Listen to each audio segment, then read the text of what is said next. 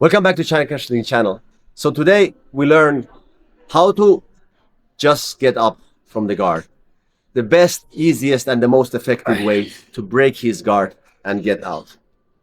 Right? What are we talking about?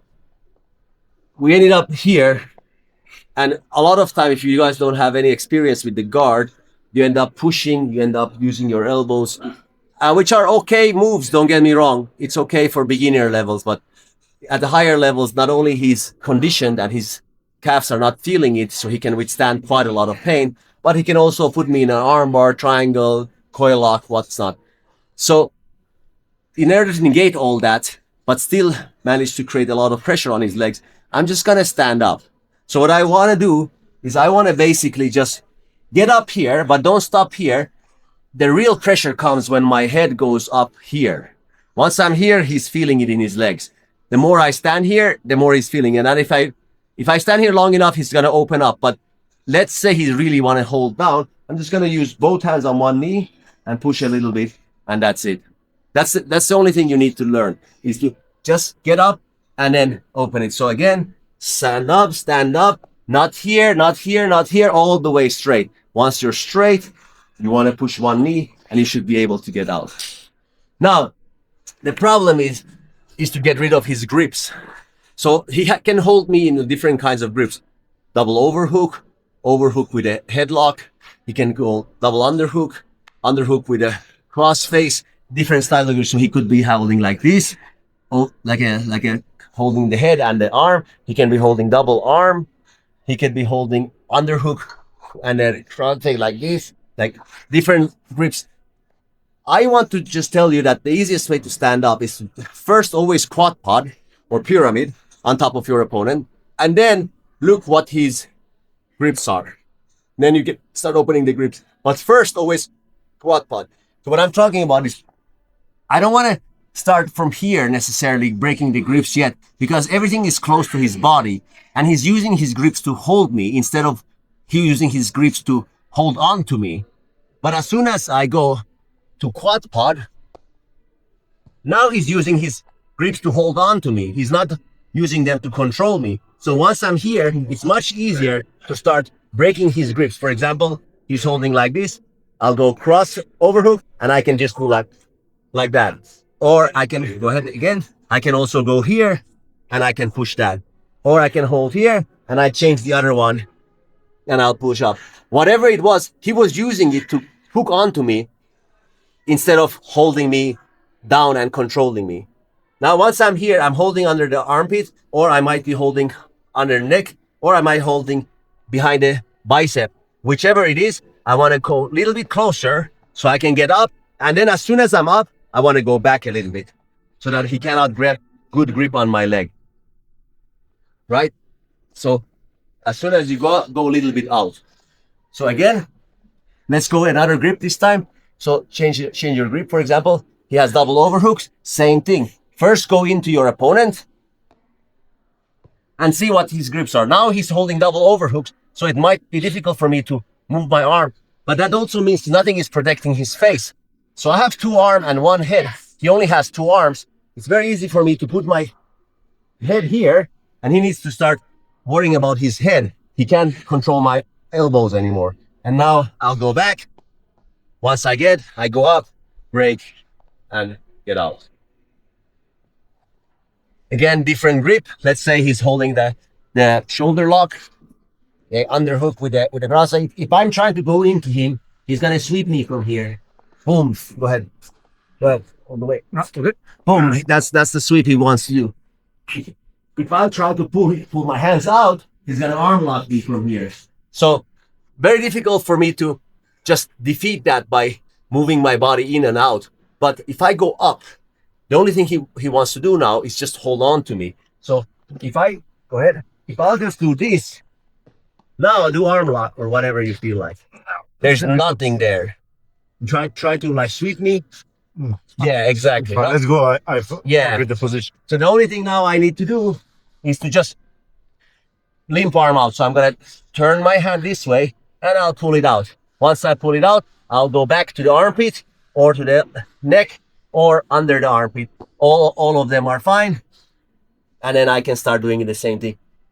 Guys, on your way up, you want to saddle your legs. Yeah, you want to go a little bit like this, like a Yongchun, right? It's called saddle. I want to saddle my leg. Not only it helps me to sustain my balance against him, he can effectively sweep me, but also there's a wedge between my legs and his ass, pushing him away from me. So there's much more torque in his legs. So again, let's go to that same one. So underhook and cross-face. I'll go into it first. Quadpod. Once I'm here, limp arm out, and then get whatever you can. Once you get whatever you can, you go to that Wing Chun position, so that saddle position, and then I can stand back up. The good thing is now, if he tries to sweep, it's very difficult for him to sweep. And if I need be, you see what I did?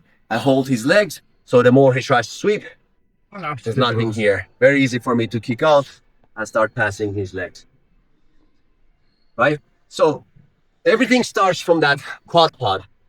Now, obviously, there's a lot of techniques we can do other than Quadpod, but what I really want to emphasize here is that once you Quadpod, his grips become from controlling you to just latching onto you. They're not controlling anymore, even though they look the same, but he's using much more energy just to hold you down, in which case they're loose in terms of controlling aspect. So let's go one more time on any other grip.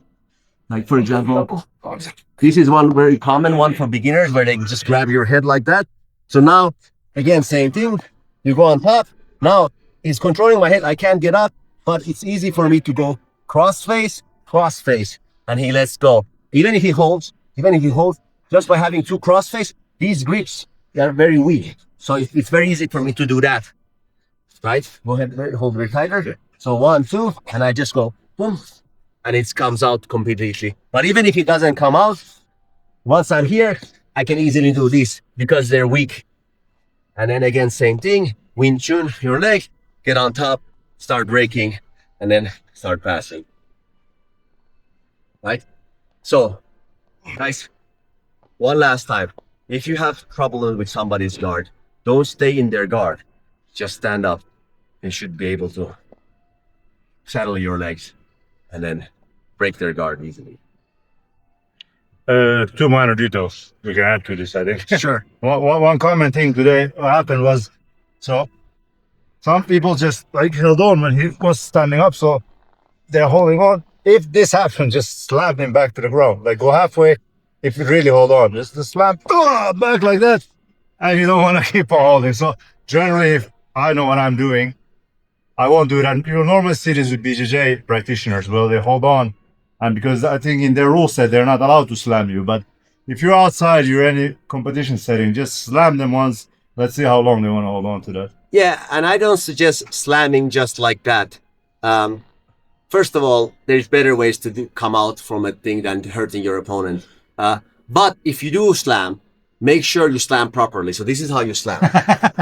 So if you're here and they're holding, you don't want to slam their back. You want to slam their face. So go up, hold it. So I want to slam like the back of his face. So one hand goes cross like this.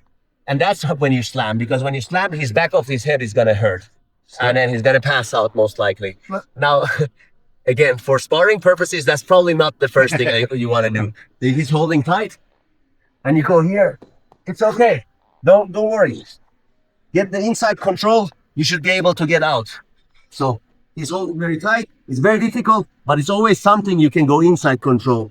Once you have inside control, you should be able to get out and then start breaking. So I suggest learning how to defeat those grips. But coach is correct. If this is a match or if this is like outside or anything, setting, yeah, you want to slam them back. There's the really hard ground. Just make sure if you slam them properly. Cross face first, his head pops back, and then you slam so back of his head lands. But don't do that in sparring.